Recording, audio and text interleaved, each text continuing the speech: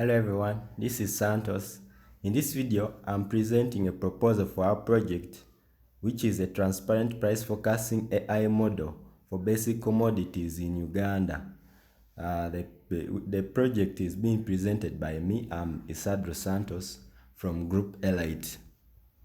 And in this project, we are working as a team. And in this team, we have Sembatia David, Bale Regan Waligo, Kasasa Muhammad, and myself. These are the contents for my presentation. Here I'll first talk of the introduction, then problem statement, related works, research questions, objectives, methodology, experimental results, conclusions, future research directions, references, and finally I'll conclude with acknowledgement. Going to the introduction bit of the project, here I'll first introduce you to price fluctuation. But what is price fluctuation? Price fluctuation is the rise and fall of prices of goods and services over a period of time. And an example I can give you is an example of price fluctuation I can give you is for essential commodities in Uganda. From Uganda Bureau of Statistics, we found out that from June of 2021 to June of 2022, prices of essential commodities has risen by 22.80%. This fluctuation in prices has greatly affected the consumers in a negative way because they made it difficult for them to plan.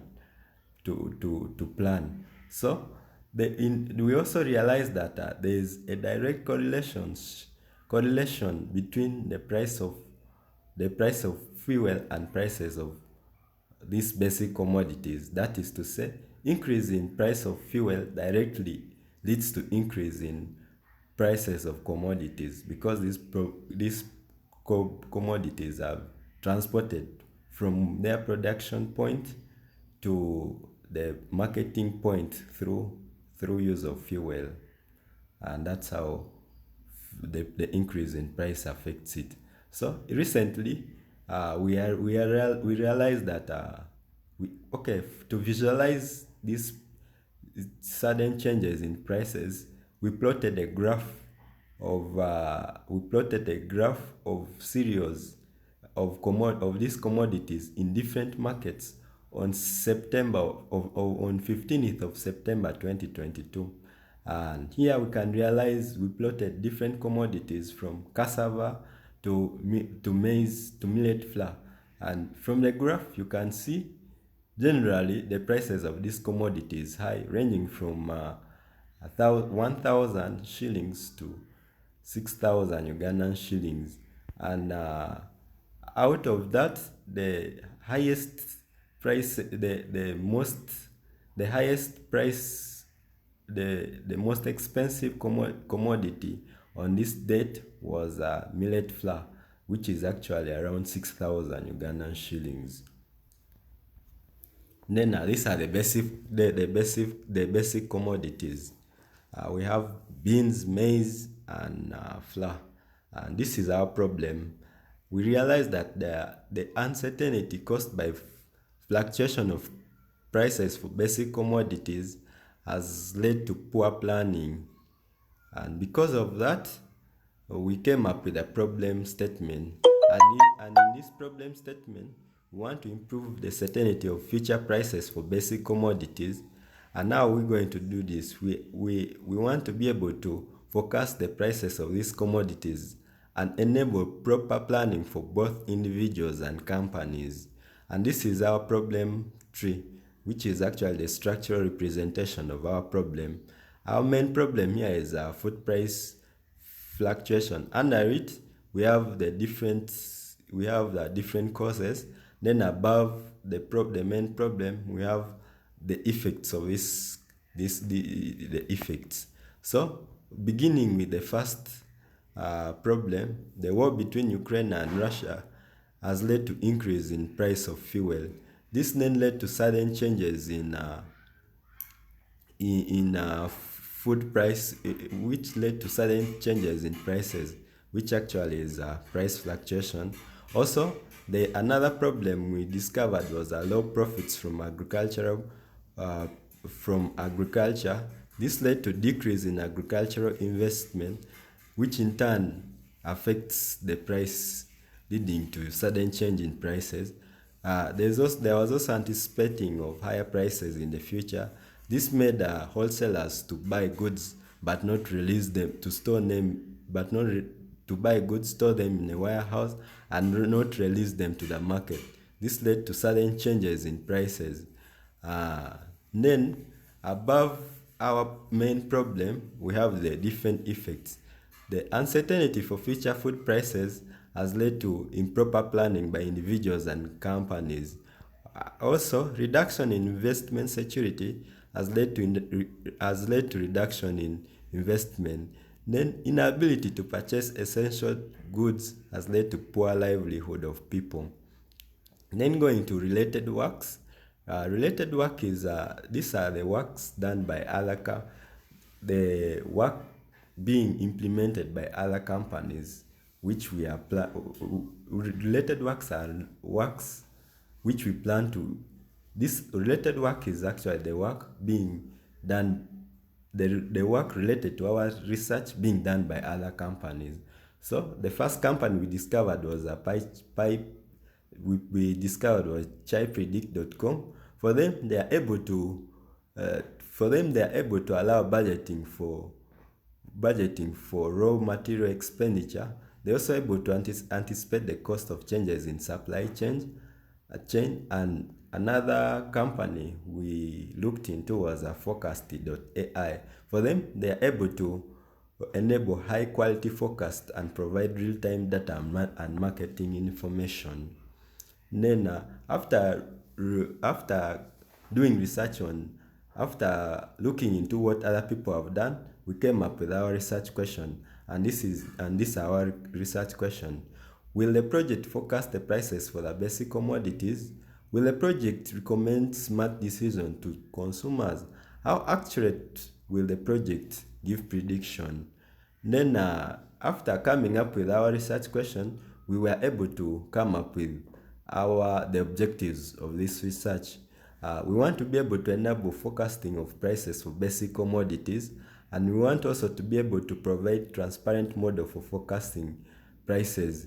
We also want to be able to provide smart recommendation for procurement decisions for consumers. And this is our methodology, and we represented it in form of a structure. Here we have data sets which we got from World Food Program. Then after these data sets we got from World Food Program, we are going to process it. That's we do cleaning, removing missing values from the data sets. Then after cleaning up the data set, we shall divide it into the data sets into training data sets and testing data sets. This training data set, then the training data sets, we shall feed it into a training model. Then results from the training model, we shall feed it into RNN, lasso, regression, XBitCat, and random forecast algorithms. Also, the results from training the model, we shall feed it to testing the model. So going back to the RNN algorithms, these algorithms actually are black box algorithms, meaning they produce results without a way of explaining how they came up with without the way of explaining how they came up with this result. So because of that, we shall feed the results from the black box algorithm into an explainable artificial intelligence algorithm. This artificial intelligence algorithm include SHARP and LIME. Then from there we shall be able to produce our price forecasting model. Then going back to that route from training the model to testing the model, the results from the testing the model, we shall use it to evaluate the model.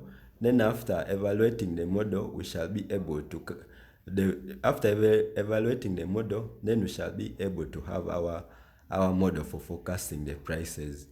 Then again, going back to the testing data sets, we shall then feed the test data sets directly to the testing model. These testing data sets are data sets the model has never seen before.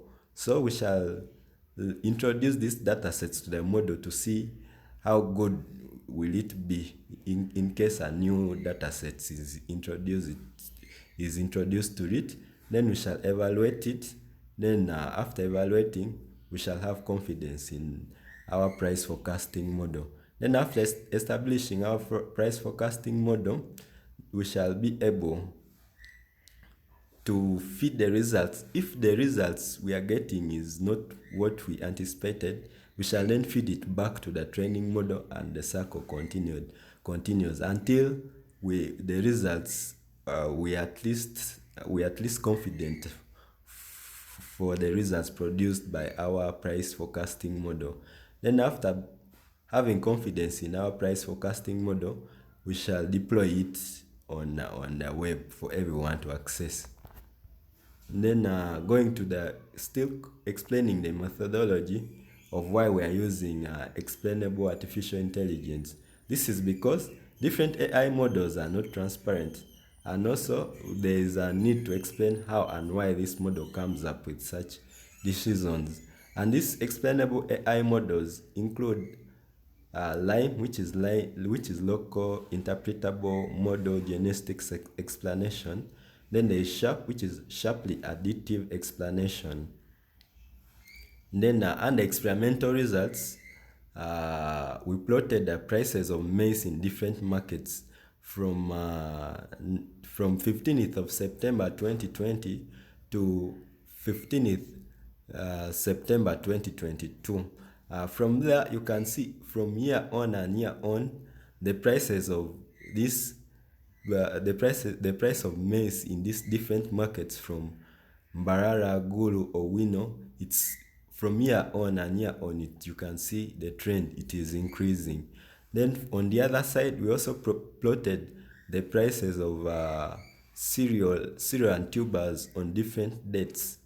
But still, you can see, still the trend is upwards for these prices of the cereals. Then again, under the explanatory data analysis, we plotted prices of cereals and maize in different dates in different markets on 15th of September 2022 in a scattered diagram. Here, you can see how these prices are spread out in these different markets. And on the other side, we also came up with the descriptive statistics of our data sets. Our data set is made up of categories, and for example, we in the categories we had cereals and tubers. For each category, we came up with mean, median, and the standard deviation for each category in our data sets. In conclusion, we are saying there is a direct correlation between fuel prices and food prices. And using this explainable AI, through use of the explainable AI model, we shall be able to improve the interpretability and explainability of this model. So, FutureWorks, we are planning to forecast the price for other products, not only food commodities. We also have plans of forecasting weather conditions. We also have plans to forecast the population in the long run. Then, going to the references, we got inspiration from a study done by Jean, where he studied, he carried a research on system dynamics of pork price fluctuation. Also, we got references from Uganda Bureaus of Statistics. Finally, we would like to acknowledge Makerere University College of Computing and Informatics Technology for allowing us to go through with our research. Then also our research supervisor, Mr. Galiwango Marvin, for guiding us through our research. Thank you for listening.